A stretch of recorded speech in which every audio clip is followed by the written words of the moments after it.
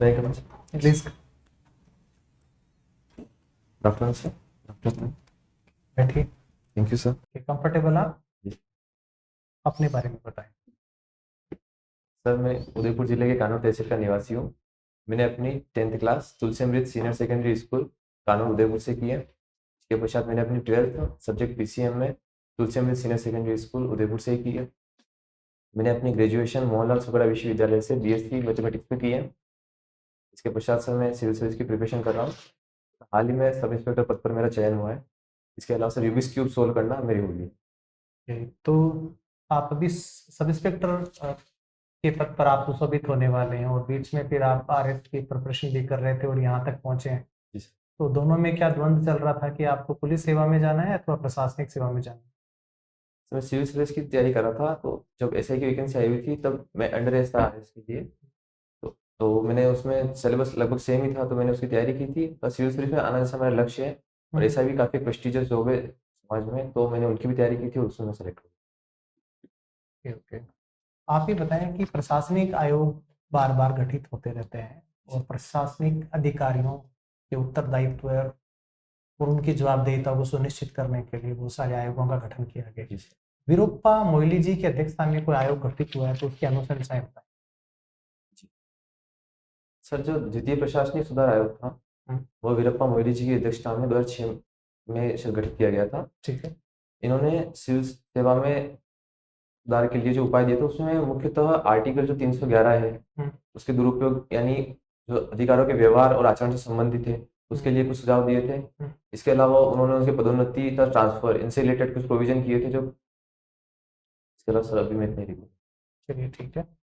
जब चुनाव आते हैं तो चुनावी बॉन्ड के बारे में चर्चा होती रहती है। जी। चुनावी बॉन्ड क्या है, कौन कौन से बैंकों को इसके लिए अधिकृत कर रखा है और कितने रुपए तक जो है ट्रांजैक्शंस को राष्ट्रीय दल अथवा क्षेत्रीय दल दिखा सकते हैं?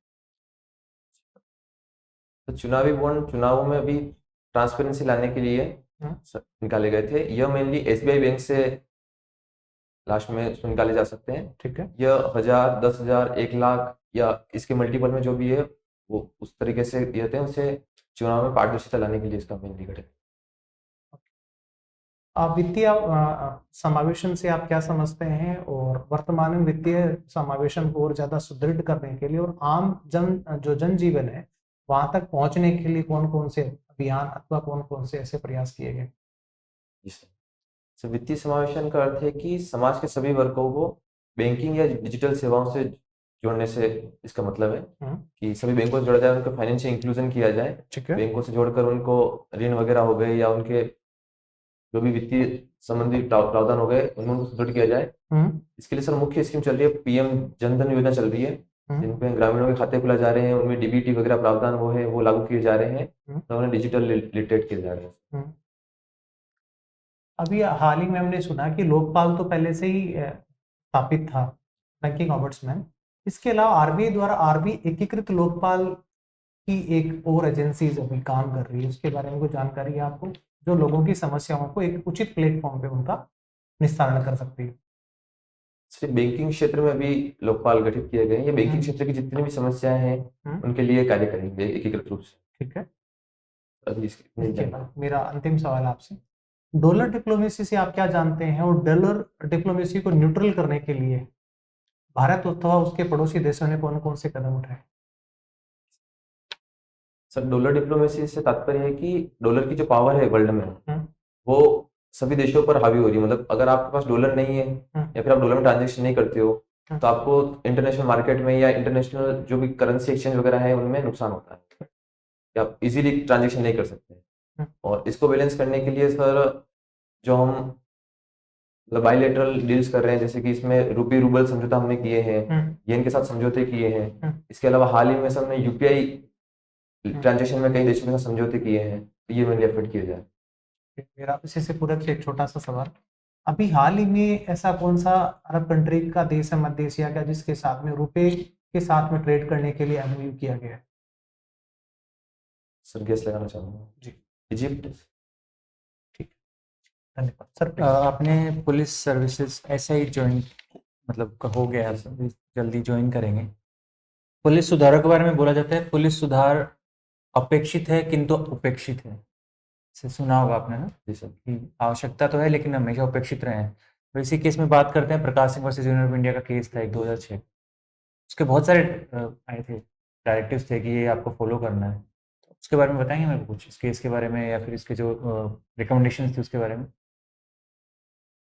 सर इसमें एग्जैक्ट प्रोविजन याद नहीं है, लेकिन कुछ जो प्रोविजन मुझे याद आ रहे हैं इनमें एक तो डीजीपी पद के बारे में कहा गया था कि उनका हाईएस्ट टेन्योर 2 साल के लिए होना चाहिए। इसके अलावा आर्म मॉडर्नाइजेशन की भी इसमें बात की गई थी। तो इतनी ही मैं भी याद है अच्छा।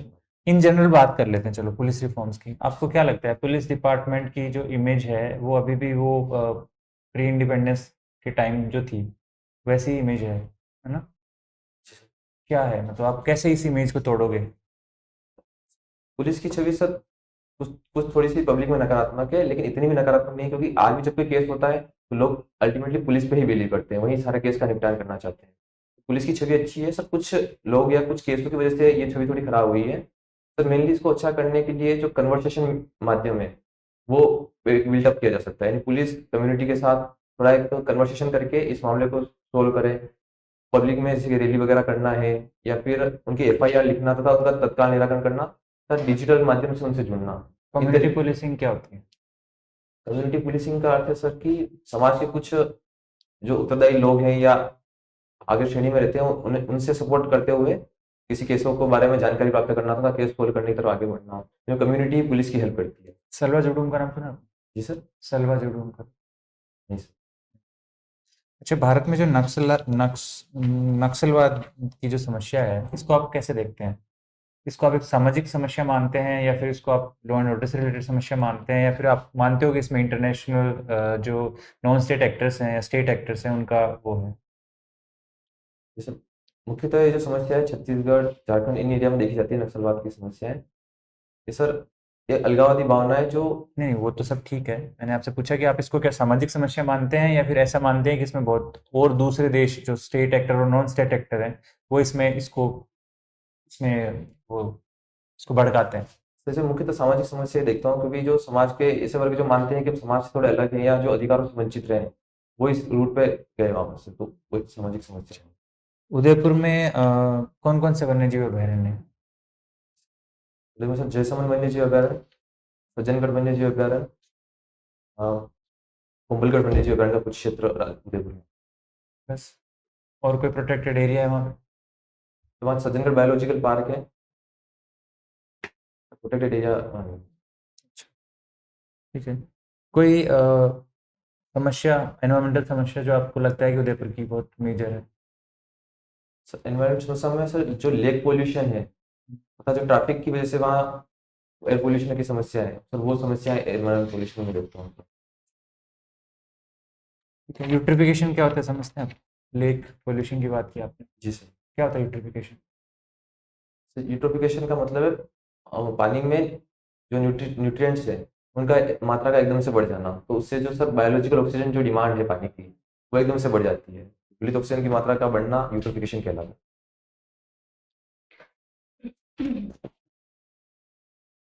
आपके लिए जस्टिस का क्या मतलब है? जस्टिस, न्याय।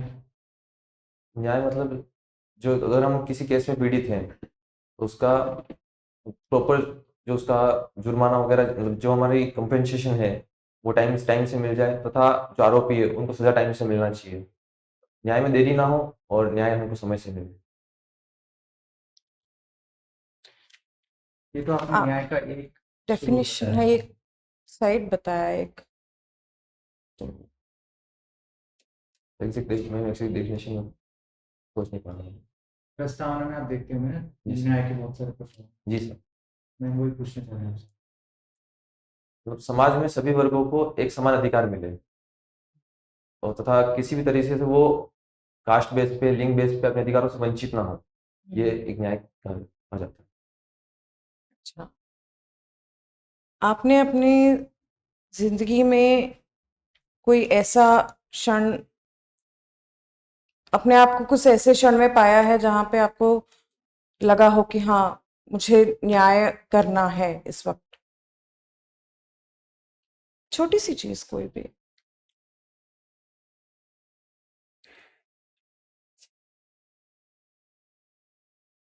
जी, मैं अभी याद नहीं कर पा रहा हूँ, ऐसी सिचुएशन आई होगी लेकिन अच्छा, फ्रीडम का क्या मतलब है?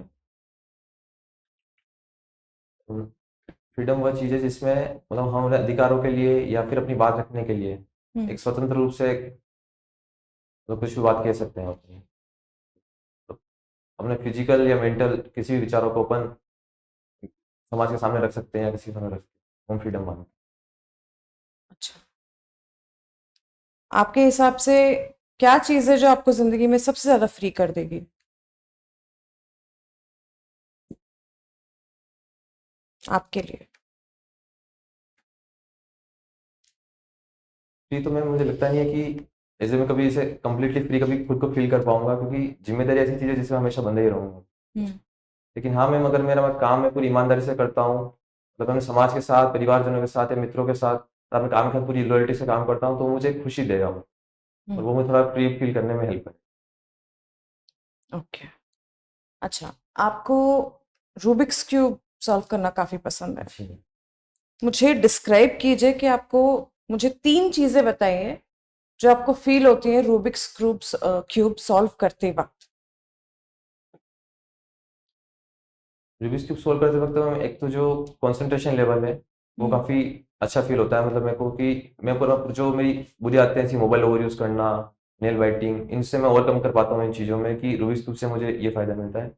इसके अलावा हैंड आई और माइंड कोऑर्डिनेशन सब एक ही चीज़ पे लगता है उस टाइम, तो वो है एक कलर कामनेस, मुझे रिलैक्स स्टेट में लाता है कई बार ये। और मुझे मैम ये भी सिखाता है कि आप अपने हर मूव के लिए जिम्मेदार है कहीं ना कहीं, अगर आपने किसी चीज़ को बिगाड़ा है तो कहीं ना कहीं आपको ही उसको वापस से सही करना है। ये मुझे उससे सीखने को मिलता okay sir sir. Please, cube का क्या वॉल्यूम का फॉर्मूला होता है? है। सर, उसकी भुजा का क्यूब और सरफेस एरिया? 6 इंटू भुजा स्क्वायर। अच्छा, क्यूब और क्यूबॉइड में क्या डिफरेंस है? सर, क्यूब में जो तीनों भुजाएं होती है, जो 3D शेप में होता है, वो तीनों ही इक्वल होती है, जबकि घनाभ में या क्यूबॉइड में सब तीनों ही भुजाओं का माप अलग भी हो सकता है, प्लस सेम भी हो सकता है, तो वो एक तरह से घन हो जाएगा। ठीक है, आप ये बताइए इस बार के बजट अनाउंसमेंट में एग्रीकल्चर को फोकस करते हुए कौन सी योजनाएं लॉन्च करेगी सर, इंडियन बजट में राजस्थान के स्टेट बजट? देखना चाहूंगा इसके। सर, एक पशुपालकों के लिए जो योजना है, उसमें 2 रुपये सब्सिडी की जगह उनकी जगह सब्सिडी बढ़ाई गई थी, 5 रुपये दूध सब्सिडी की गई थी। किस चीज़ की सब्सिडी? दूध पर? दूध पर सब्सिडी जो सरकारी समितियों से खरीदा जाता है उसके लिए। और और के अलावा कुसुम योजना का दायरा सर बढ़ाया गया था इसमें, थोड़ा सा एग्जैक्ट प्रोविजन मुझे भी याद नहीं है सर, अभी इतनी पर। चलिए, साइंस के भी आप स्टूडेंट रहे हैं, जी सर। नोबेल प्राइज कौन कौन सी स्ट्रीम में दिया जाता है? Nobel prize chemistry, physics, medical और इकोनॉमिक्स और लिटरेचर, इन 5 क्षेत्रों में है। दिया, मैथ्स में नहीं दिया? जैसे मैथ्स में नोबेल पुरस्कार मिला। कौन सा प्राइज होता है फिर मैथ्स में? मैथ्स में जो एक बड़ा प्राइज बनाया था वो फील्ड मेडल जो अवार्ड है, वो मैथ्स में एक बड़ा प्राइज बनाया। ठीक है, any Indians who have won the Nobel prize, can you name them? Sir, सुना नोबेल प्राइज, इंडियन, जिन इंडियंस को नोबेल प्राइज मिला है उनके नाम बताइए। सीवी रमन जी हैं। सर, अभिजीत बनर्जी थे, वो इंडियन मूल के थे, उनको अभी नोबेल पुरस्कार मिला था इकोनॉमिक्स में। और लिटरेचर में ध्यान आ रहा है आपको? लिटरेचर में सर रविन्द्रनाथ टैगोर जी गीतांजलि के लिए उनको नोबेल प्राइज मिला गया है। ये तो ग्लोबल लेवल पे मिलता है, इंडिया में साइंस के फील्ड में कौन सा प्राइज मिलता साइंस में या मैथ्स में है? स्पेशली? साइंस में ओवरऑल। या exact idea.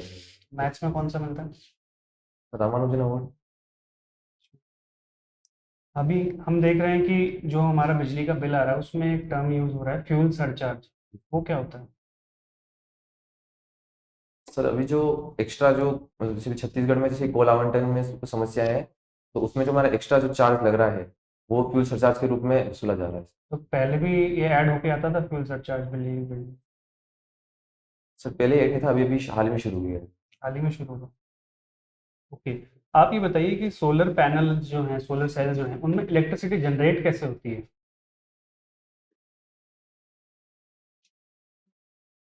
Sir exact process तो मुझे पता नहीं है इसकी अंदर क्या लगा होता है, लेकिन जो सोलर सेल है उसको सोलर एनर्जी को कलेक्ट करके नीचे जो स्टोरेज होती है उसमें स्टोर किया जाता है तथा उसको आगे क्या यूज करते हैं ट्रांस उसमें, कौन सा मटेरियल्स यूज करते हैं ये बता दीजिए।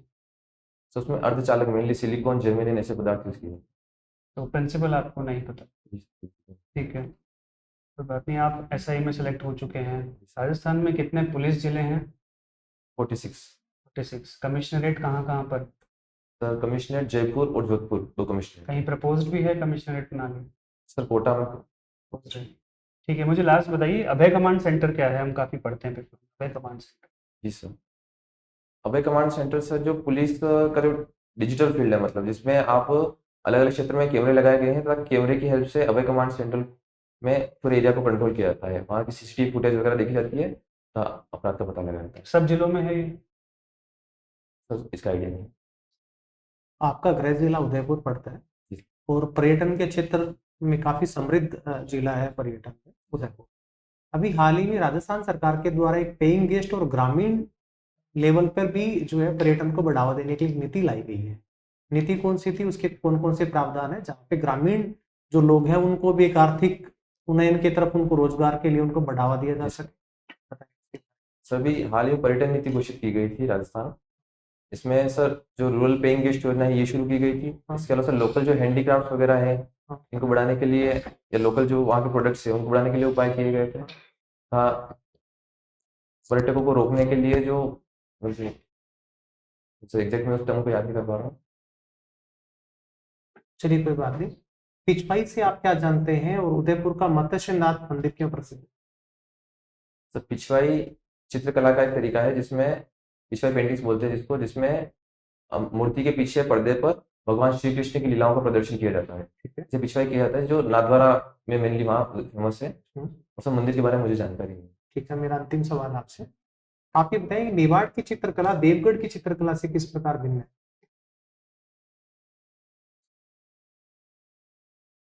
मेवाड़ की चित्रकला में मेनली जो कौन कौन से रंगों का उपयोग किया गया है जो देवगढ़ में नहीं? मेवाड़ में मेनली हरे और पीले कलर का जो है वो मेनली यूज किया गया है तथा कदम के वृक्षों का यूज किया गया है। तो इसके अलावा जो मेवाड़ में गाय वगैरह और केले के वृक्ष हैं, इनकी प्रधानता है। सब देवगढ़ के बारे में ज्यादा जानकारी मुझे नहीं है। ठीक है, आपका साक्षात्कार पूरा हुआ, अभी आप जा सकते प्लीज।